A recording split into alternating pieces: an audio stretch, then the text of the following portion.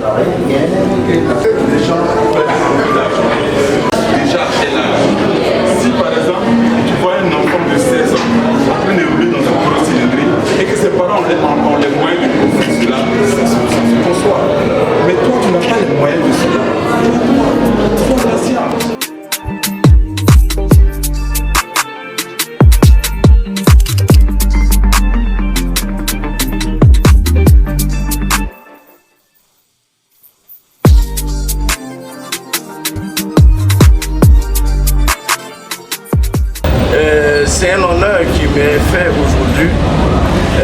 Mon frère Badouba a pensé à moi afin que je sois le parrain.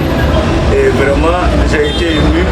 Et quand j'ai vu tout ce monde-là, ça m'a sublimé et ça m'a flatté. Dire quelque chose sur l'immigration clandestine, je l'ai déjà démontré dans mon adresse et j'ai émis des solutions. Je crois que la jeunesse qui était présente a prêté tue et a saisi l'essentiel de ce que je devais dire. Donc à ce sujet, les intervenants, comme dans mon adresse, on avait tout dit. Il n'y a pas d'autre chose ailleurs. Nous avons tout chez nous. Mais ce qui nous manque, c'est la formation et l'éducation. Nous avons la culture. Mais comment utilisons-nous notre culture? Nous sommes les pieds dans la tradition. Nous sommes ce que nous voulons être. Et le staliniste a dit le verbe avoir et être. Il faut être pour avoir. Et je crois que si on est, on va accepter ce que nous vivons pour non seulement parfaire notre bien-être, mais apporter à notre nation. Je trouve que tout a été dit et que la jeunesse doit prendre conscience et comprendre que tout est en Côte d'Ivoire. suis venu soutenir mon doyen Madouba, qui est docteur en pharmacie, qui est en même temps artiste. Voilà, vraiment je suis très passionné par le sujet qu'il a abordé, débat clandestine. Voilà, donc vraiment pour les autres, vraiment j'amène mes camarades, mes amis à enlever l'esprit, l'idée d'aller se chercher à l'aventure, débat de la clandestine. Non, ici en Côte d'Ivoire, chez nous ici, il y a la richesse. Le pays est en développement. Donc toute personne qui s'active à créer un business, un emploi, de l'art. Moi, aujourd'hui, Savant Création, j'invite tous ceux qui veulent apprendre un métier. Toutes sortes de métiers. Je suis prêt à m'engager, à montrer mon métier à n'importe qui que ce soit qui veut apprendre aujourd'hui à se développer, à devenir même autonome. Je suis de plein cœur avec tout le monde. Vraiment, moi, ça me fait plaisir et ça leur fait plaisir aussi à la nation ivoirienne. Je vous remercie. Bon, pour le temps, au niveau de l'écriture, de la peinture et puis pour mon boulot, il faut dire que c'est toute une organisation qui vient naturellement. Moi, par exemple, j'écris, dans un premier temps, j'écris et je peins pour un peu déverser mes colères, mes frustrations, mes douleurs de la vie. Et c'est cela, c'est ce qui a pris un peu forme. Et le fait que les tableaux se trouvent à une quantité importante, certaines personnes m'ont proposé de l'exposer pour montrer aussi, parce que moi, ce que je ressens, d'autres personnes sûrement le ressentent. Comme je l'ai dit tout à l'heure, lorsque je faisais mon exposé, il a dit que je faisais de l'art abstrait. Et l'art abstrait, c'est quelque chose que chacun de nous a une certaine sensibilité. Donc, sur le plan organisationnel, il faut dire que c'est tout à fait naturel. Mon travail, je le fais, écrit, et puis maintenant, écrit et faire des tableaux, ça vient secondairement, mais au fur et à mesure, c'est tout à fait naturellement que je fais tout cela. Maintenant, pour le thème choisi, le thème, il est venu par rapport à l'actualité. Parce que, sans qu'on ne le veuille, quand tu allumes ta radio ou bien que tu mets ta télévision en marche, il y a toujours ces éléments-là qui ressortent. Et on ne comprend pas ce qui se passe dans les détails.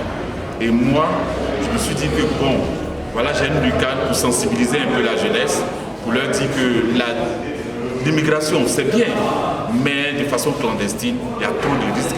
Et souvent, au lieu d'aider les parents, parce que généralement on s'en va, parce qu'on veut aider les parents et avoir même un mieux-être soi-même, mais ce n'est pas toujours le cas, ça n'aide pas forcément les parents, parce que quand on les prend par exemple en esclave quelque part, ils demandent les numéros des parents, on appelle ces derniers, et on leur pose la condition d'envoyer une certaine somme pour pouvoir libérer les enfants. Et là encore, ils sont obligés de s'endetter pour libérer les enfants.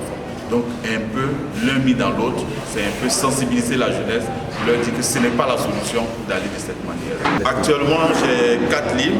Le premier, c'est Le sang ne se perd jamais. Le deuxième, c'est Lueur, qui est un roman. Et le second, c'est Lueur dans la pénombre, qui est un recueil de poèmes. Et puis, il y a 2 mois que j'ai fait sortir 2 livres à la fois.